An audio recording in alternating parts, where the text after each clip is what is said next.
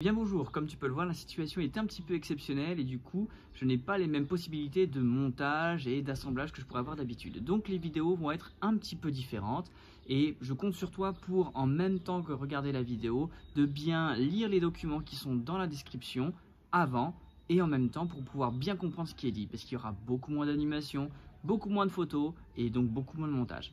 Voilà, en attendant, ce sera comme ça pour un petit moment, alors bon cours. Bonjour cher élève, bienvenue dans ton cours. Aujourd'hui je vais te parler du son.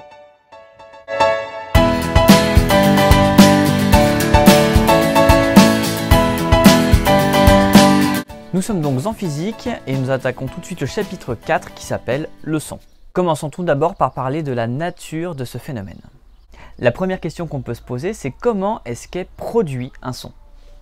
Il faut savoir que le son est une onde mécanique, c'est-à-dire que c'est la propagation d'une perturbation, et elle est mécanique parce qu'elle a besoin d'un support matériel pour se propager. Dans le cas présent, le support matériel c'est l'air, et ce qui va se propager sont les perturbations au sein des molécules qui composent l'air. Prenons l'exemple d'un haut-parleur. La membrane du haut-parleur, animée par un signal électrique, va faire des va-et-vient répétitifs.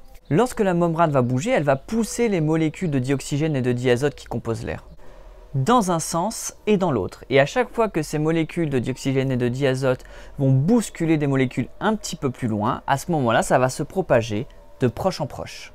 Au final, les molécules ne bougent pas, c'est juste la perturbation qui se propage. C'est exactement le même phénomène qui se produit lorsqu'on parle des instruments à cordes, comme une guitare, où là sont les va-et-vient de la corde qui vont mettre en mouvement les molécules qui composent l'air. Dans le cas d'un diapason, ce sera le mouvement des branches qui vont provoquer ça. Dans le cas de la voix, ce sont les cordes vocales qui vibrent et qui mettent l'air en mouvement.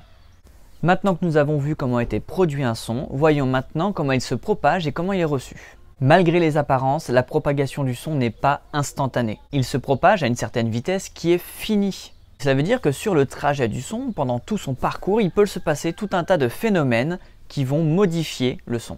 Le premier phénomène qui va rentrer en jeu, c'est l'atténuation. On va voir une nette différence lorsqu'on va avoir un son perçu qu'on soit près ou qu'on soit très loin. Le deuxième phénomène qui peut rentrer en jeu, c'est le phénomène de réverbération. On va pas avoir le même son qu'on soit à l'extérieur ou qu'on soit à l'intérieur. Un autre phénomène est le phénomène de diffraction qui fait que les sons, lorsqu'ils rencontrent des ouvertures ou des obstacles, vont changer de direction. C'est ce qui permet par exemple qu'on entende les gens même derrière une porte entrouverte. Il y a aussi le phénomène de dispersion, mais c'est un petit peu plus complexe à expliquer ici. Pour parler de la réception, il faut comprendre que c'est le phénomène inverse à l'émission, c'est-à-dire que la perturbation des molécules qui composent l'air ou de tout le milieu dans lequel va se propager le son vont venir imprimer un mouvement de va-et-vient à un transducteur. Quel est le rôle de ce transducteur ? Transformer le mouvement, c'est-à-dire une onde mécanique, en un autre signal, par exemple électrique ou un signal neurologique. Prenons l'exemple du micro. Le micro, exactement comme le haut-parleur, a une membrane mobile. Et bien lorsque l'air va mettre en mouvement cette membrane, alors elle va transformer grâce à un système de bobines et d'aimants ce mouvement de membrane en signal électrique. C'est exactement la même chose qu'il se passe par exemple pour les transducteurs piézoélectriques qui sont utilisés pour les ultrasons, pour les échographies. Le transducteur piézoélectrique est constitué d'un cristal piézoélectrique qui a la capacité, lorsqu'il est déformé, de produire une tension. Et bien les ultrasons, lorsqu'ils seront réfléchis sur le sujet de l'échographie, reviendront au transducteur piézoélectrique. À ce moment-là, le cristal va se déformer et produire un signal électrique correspondant. Pour l'oreille, c'est exactement la même chose. Les molécules qui composent l'air sont en vibration.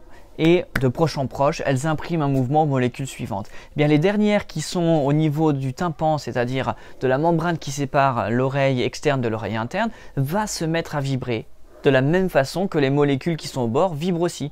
Et toute la chaîne de transmission de l'oreille interne va se mettre à vibrer, que ce soit les osselets, marteaux, étriers, enclumes, ou le liquide à l'intérieur de la cochlée, et tous les cils qu'il y a aussi, pour transformer ça finalement en un flux nerveux, c'est-à-dire un signal électrique.